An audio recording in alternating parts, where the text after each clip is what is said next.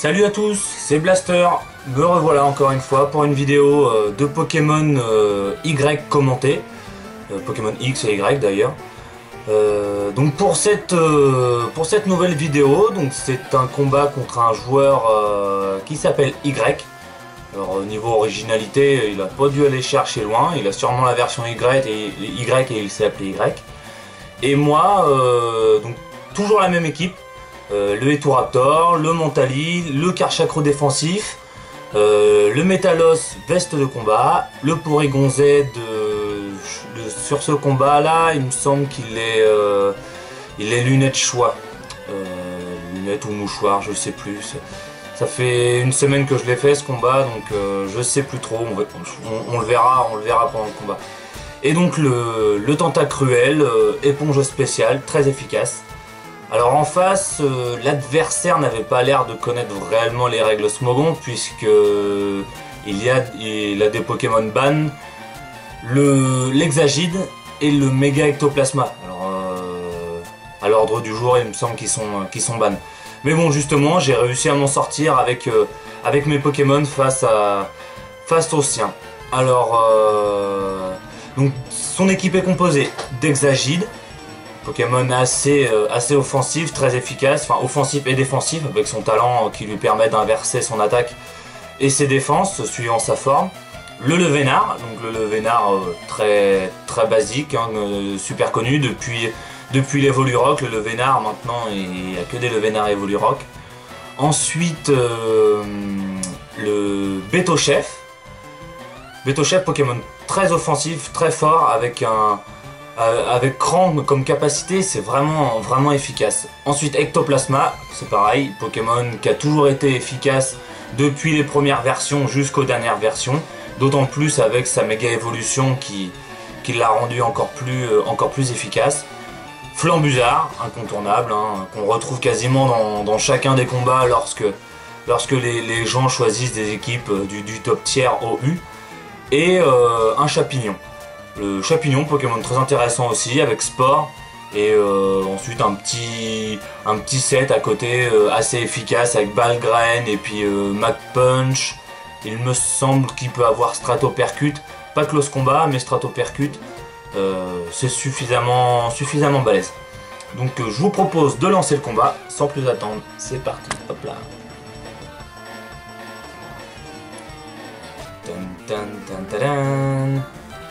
Y veut se battre. On a l'impression que c'est un onde comme dans la version noire, je crois. Il y en a un qui s'appelle Z, il me semble. Donc voilà, alors lui il commence par le Chapignon et moi je commence par Eturaptor. Alors l'intimidation fait son petit effet et là je regrette de ne pas avoir Rapace.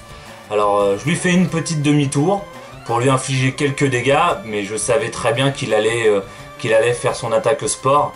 Alors que là j'aurais eu ma Rapace, j'aurais collé une bonne Rapace, enfin ça aurait été terminé pour lui. Donc la petite sport qui passe, bon après c'est à 100% de précision. Et là je me suis dit Balgraine, il va se prendre cher dans la tête, mais le problème c'est que la Balgraine c'est pas une attaque de contact, malheureusement. Donc les graines se lancent d'elles-mêmes, tombent du ciel ou quoi, mais c'est pas du contact. C'est malheureux parce que je pense qu'il se serait tué. Ils se seraient tués comme les Pachmia quand ils me font plus mot que par exemple. Alors un tour de sommeil, ensuite la Balgraine qui tape, et puis c'est pas 2 fois, 3 fois, non, là c'est 5 fois avec un coup critique. Enfin ça fait quand même beaucoup de dégâts, heureusement que je suis défensif parce que je pense que là j'y serais resté. Alors j'ai eu un tour de sommeil, il me semble, donc c'est déjà bien de se réveiller au deuxième tour, comme ça me permet de placer une petite toxique. J'aurais peut-être dû taper. Est-ce que j'aurais dû faire non, je pense que la toxique était quand même bien placée parce que avec son attaque sport, c'est un Pokémon qui peut se placer suffisamment facilement. S'il n'y a pas de plus rapide et plus efficace en face de lui, c'est quand même assez tendu. Donc il met fin à mon Karchakro. J'avais pas vraiment d'autres solutions hein, à part me faire endormir tous mes Pokémon parce que comme je vous dis, la Sleep Cause à mon avis, lui il en avait rien à faire hein. Avec les Pokémon qu'il avait dans sa team, il m'aurait endormi tout le monde. Il aurait pas fait de pitié. Alors je décide de placer mon Quadraxis, mon Metalos. Je résiste très bien même à la Mach Punch. Et puis moi je lui fais une piste au point, coup critique. Mais même sans la coup critique, avec le poison, je pense que je m'en serais débarrassé. Ensuite là c'est le méga ectoplasma qui se place. Et ça c'est assez grave. Là je me suis dit bon, qu'est-ce que ça va donner? La balle ombre. Et là c'est super efficace. Mais grâce à la veste de combat, le Métalos il résiste. Donc mine de rien c'est quand même assez efficace. Et puis bah moi j'en profite derrière la psy coup de boule. OHKO le méga ectoplasma. Ça aurait pu faire de gros dégâts s'il m'avait tué, je sais pas comment j'aurais pu le contrer. Donc là ça s'est plutôt bien terminé pour moi. Donc ensuite le Beto Chef, là j'avais pas grand chose à faire non plus. Je savais qu'il allait faire Mac Punch. Avec la vie qui me restait, switcher ça aurait pas été vraiment une bonne chose à faire. Alors je décide de lui infliger quelques dommages avant de mourir quoi. Ensuite je place mon Etoraptor. Alors le Etoraptor surtout pour l'intimidation. Parce que je me suis dit, Beto Chef, avec sa cran, si vraiment il se lance bien, là ça va être tendu. Donc je place le Etoraptor et je fais une petite demi-tour pour retourner au bercail.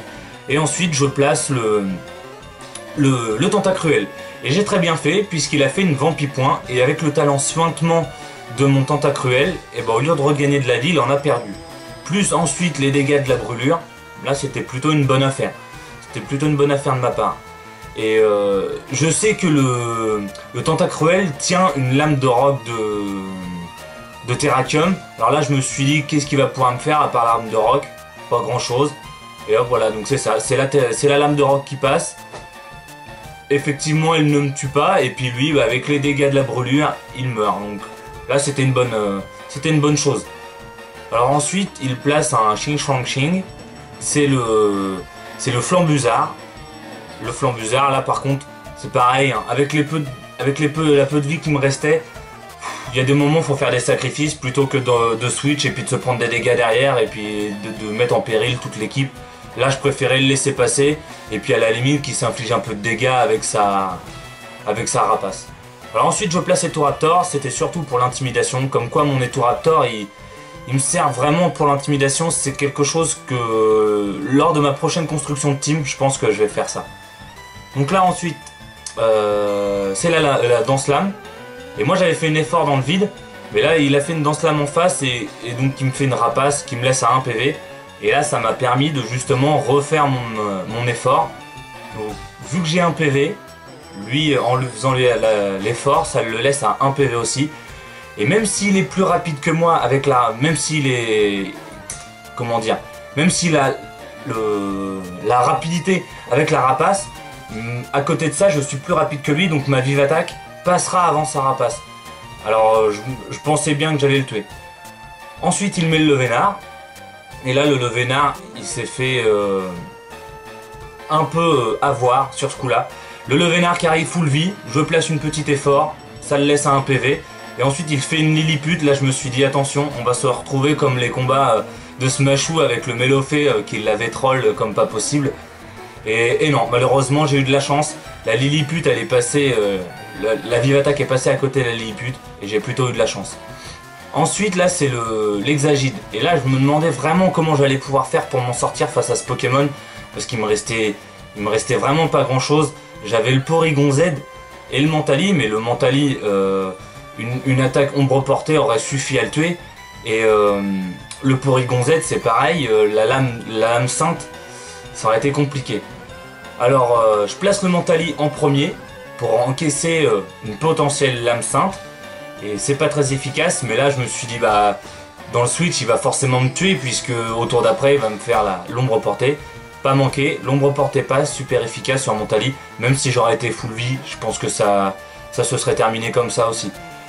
Alors je remets Etoraptor, c'était surtout pour l'intimidation, je comptais vraiment l'intimider un maximum de fois pour essayer de tenir le plus possible la lame sainte avec mon Porygon Z. Alors là je place le Porygon Z dans le switch parce que je me doutais bien qu'il allait faire un bouclier royal. Donc comme ça me permet de faire un switch gratuit. Et là j'en profite, je remets mon Etoraptor pour lui baisser une seconde fois son attaque. Alors là ça lui fait 2 fois l'attaque baissée. Je me suis dit là si je me prends une lame sainte, à mon avis il y a des chances que j'y résiste. Bon, lui là, il se fait pas avoir une seconde fois, il fait la lame simple. Il termine mon Etourator avec un seul PV. Pas compliqué. Et là, c'était le dernier, la dernière ligne droite. Le Hadopi face au Exagide. Donc c'est le bouclier royal qui passe. Alors moi j'ai fait une vibre obscure. Maintenant il savait que j'avais une attaque super efficace contre lui. Et je suis plus rapide. Donc je fais une vibre obscure. Ça le laisse à la moitié de la vie. Et là, problème, gros problème. Il a la vulné assurance. Alors je me suis dit attention. Du coup son attaque est revenue à 0. Est-ce que je vais tenir la lame simple? Parce que je lui ai baissé 2 fois son attaque avec les intimidations. Et il l'a monté de 2 niveaux avec sa vulné assurance. Et là par chance, à vraiment pas grand chose encore une fois. Comme quoi tous mes combats se tiennent à que dalle. Et donc 9 PV. J'avais bien fait de lui baisser son attaque parce que là imaginez, je lui aurais pas baissé son attaque. Et bah il m'aurait tué tranquillement. Et là c'est la deuxième vibre obscure qui passe. Et c'en est terminé pour le joueur Y. Alors Y a perdu. Donc encore un combat vraiment tout juste. Mais quand on voit l'équipe en face, quand on voit les Pokémon, c'est là qu'on se dit bah il y a quand même du potentiel. Il y a quand même du très bon potentiel. Parce que quand on a une équipe comme ça en face de nous, on se dit mon dieu, je vais même pas tenir l'Exagide, le Méga Ectoplasma, l'Etourator. C'est des Pokémon très très offensifs. Alors là je me suis dit ça va être risqué, mais on va tenter quand même. Et puis on a bien fait de tenter parce qu'à 9 PV, la victoire est à moi. Alors surtout si vous avez des commentaires à faire, des astuces, des choses à me dire, parce que c'est pareil. J'ai eu quelques critiques sur le combat précédent. Et c'est sûr, j'ai pas le niveau de Smashou, mais j'ai mon niveau. C'est un niveau que je trouve correct. Et je suis friand de vos critiques. Si vous avez des choses à me conseiller, des choses à apporter pour une amélioration de mon équipe, je suis pas là en tant que professeur, je suis plus là en tant qu'élève et vous êtes mes professeurs. Alors n'hésitez pas, donnez-moi des commentaires, donnez-moi des avis, donnez-moi des conseils et je les prendrai volontiers. Sur ce, jouez les Pokémon que vous aimez et amusez-vous bien. Ciao!